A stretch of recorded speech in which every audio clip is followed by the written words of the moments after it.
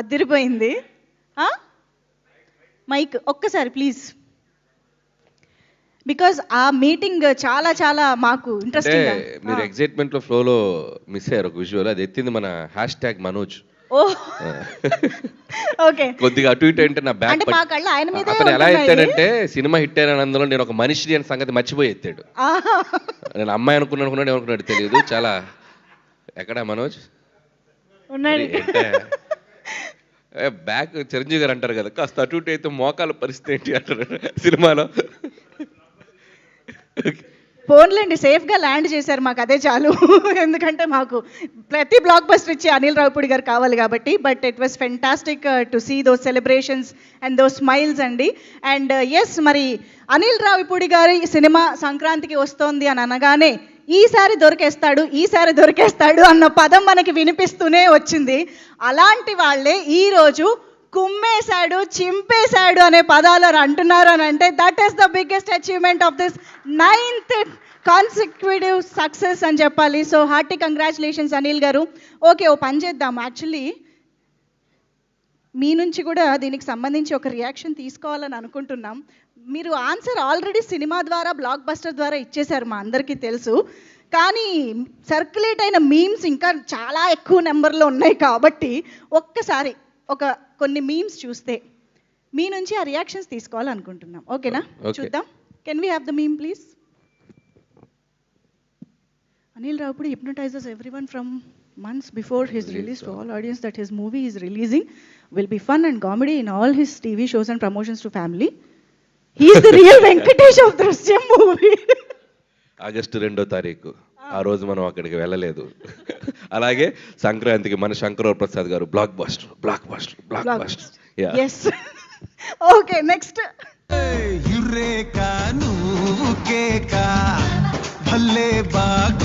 దొరికిపోతారు అన్న వాళ్ళందరూ దొరికిపోయారు. చూస్తూ ఉంటే భయంగా ఉంది ఇంకా. దీని పట్ల అనిల్ గారి రియాక్షన్. ఆ మీమ్ వేయాలంటే ఈటీవీ 1 వాళ్ళకి అన్ని గట్స్ కావాలి. సో ఈటీవీ 1 వాళ్ళకి hats off. Super. Next.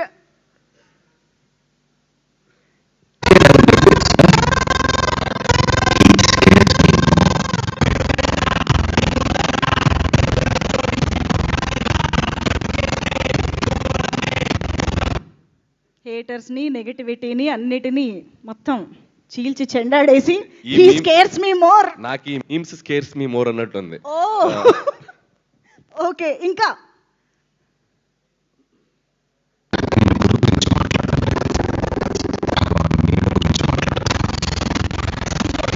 Audio చూసుకో.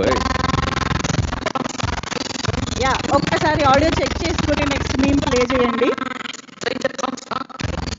సో బేసిక్గా మా పక్కింటి అంకుల్ వాట్సాప్ స్టేటస్. నిజంగా హ్యాపీ. Yes, super. నెక్స్ట్.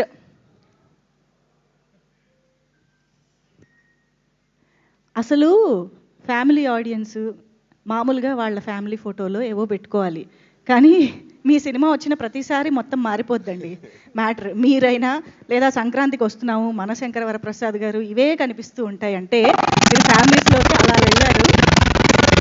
అది నేను దొరికేస్తా అంటే మీరు ఎలా నమ్మారా అంటున్న అనిల్ రావిపూడి గారు. ఏమంటారు? వీటి మీద స్పందించకపోవడమే. పర్లేదు, స్పందించండి. ఎందుకంటే మళ్ళీ దీనికి ఒకటి రాసి పెట్టుకొని రికార్డ్ చేసి పెడతారు, మళ్ళీ ఇంకో మీమ్ వేస్తారు తర్వాత. వేసుకుంటాం, అది ఎలాగో జరుగుతూనే ఉంటుంది. నెక్స్ట్. క్విక్. పర్లేదు మాకు. అబ్బో, మోస్ట్ కిక్ ఇచ్చే బ్రాండ్ కాదు. యాక్చువల్గా ఇది చూడగానే నాకు డైలాగ్ గుర్తొచ్చింది. మధుపానం మహదానందం మనోధైర్యం ధనాధన్. అదే మధుపానం మహదానందం కాదు, మొత్తానికి ఈ పండక్కి మందుబాబులకి అందరికీ ఒక కొత్త ధైర్యాన్ని ఇచ్చారండి ఆ మంత్రంతో. అవును, ఇక్కడ నాకు ఒక క్వశ్చన్ అడగాలని ఉంది. ఒక్క నిమిషం. ఇదేంటిది? The only thing I have I hate my parents more happy than I do. అది వాళ్ళ పిల్లల కంటే మీరే ఎక్కువ సంతోషపెడుతున్నారంట. ఏం చెప్పాలి? మళ్ళీ మళ్ళీ తీసుకెళ్తే వాళ్ళు ఇంకా సంతోషపడతారు. Very very true, very right. Yes, next. ఏవారే మీ దుంప, చీరలు అమ్మేవాడి పైన పెంచుకున్నట్టు పెంచుకున్నారా లేడీస్ నీ పైన ప్రేమ. కంపారిజన్. ఇది చాలా బాగా రాశారు నాన్న, ఎందుకంటే చీరలు అమ్మేవాడితో ఎంత ఓపిక్గా వ్యాపారం చేస్తారంటే మాట్లాడేటప్పుడు వాళ్ళు. హస్బెండ్స్ దగ్గర ఉండదు అంత పేషెన్స్. ఎందుకంటే మా సైకాలజీ చదవగలిగేది వాళ్ళే కాబట్టి. నెక్స్ట్.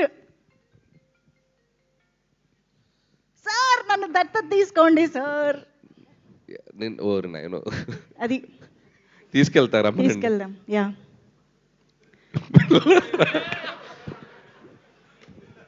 నెక్స్ట్. పిల్లలు రా మీరు. నెక్స్ట్ నెక్స్ట్ అభినయ పైన చూద్దాం, మాక్సిమం ఎన్ని వీలైతే అన్ని అభినయ్. చూసేద్దాం. ఎస్, ఇది చూసాం. నెక్స్ట్. అస్సలు మొత్తం సోషల్ మీడియా మొత్తం ఇదే. Fans seeing their fathers mass celebration అంట. Boss Sons, celebrations sons. అవి, మాస్ సెలబ్రేషన్స్ కదా, boss celebrations. Perfect perfect. Okay, audio చూసుకోండి లేదా మాకు పిక్స్ Okay. ప్లే చేయండి. ఇంకా చాలే. సో ఇప్పుడు ఒకటి, ఈ మనోధైర్యం ధనాదన్ ఏదైతే ఉందో అది మీరు ఆ మంత్రం మీరు చదువుకోవాల్సి వస్తే ఏ టైంలో చదువుకుంటారు? నేను అసలు నాకు అలవాట్లేదు. మనోధైర్యం అది మంత్రమే కదా, పోనీ అలవాటు అంటే లేకపోయినా దాన్ని మనం చదువుకోవచ్చు. లైవ్ లో చెప్పకూడదు, ఓ సెన్సార్ కదా ఓకే సినిమాలో. ఓకే. ఎనీవే, సో మొత్తానికి సోషల్ మీడియా మొత్తం అంతా మనకి ఇవే మీమ్స్ కనిపిస్తూ ఉన్నాయి కాబట్టి మీ రియాక్షన్ తీసుకోవడం చాలా సంతోషంగా ఉంది.